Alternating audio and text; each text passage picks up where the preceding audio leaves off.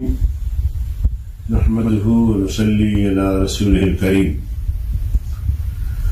جمعیت علماء اسلام نے تمام مکاتب فکر کی علماء کی رائے کا احترام کرتے ہوئے ملک بھر کے آئمہ کرام سے اپیل کی ہے کہ وہ 5 وقت کی نماز باجماعت اور جمعے کی نماز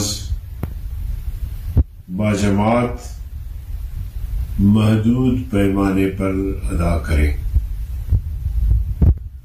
جہاں تک لوگوں کی مساجد کی طرف کثرت سے آمد کی بات ہے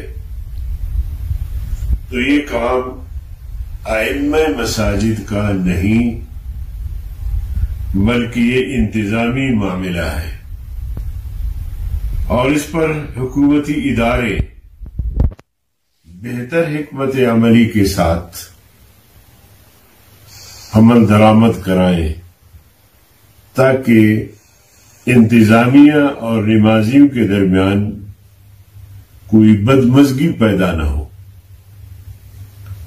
قائد جمعیت رہبر امت حضرت مولانا الرحمن صاحب کا یہ پیغام ملک بھر کے تمام آئمہ کرام کے لیے ہے۔ اس پر تمام آئمہ کرام عمل درآمد کو یقینی بنائے۔ کورونا وائرس چونکہ ایک مہلک وبا ہے، حضور کرام صلی اللہ علیہ وسلم کی تعلیمات کو مد نظر رکھتے ہوئے تمام پاکستانی بھائیوں سے اپیل ہے کہ جو احتیاطی تدابیر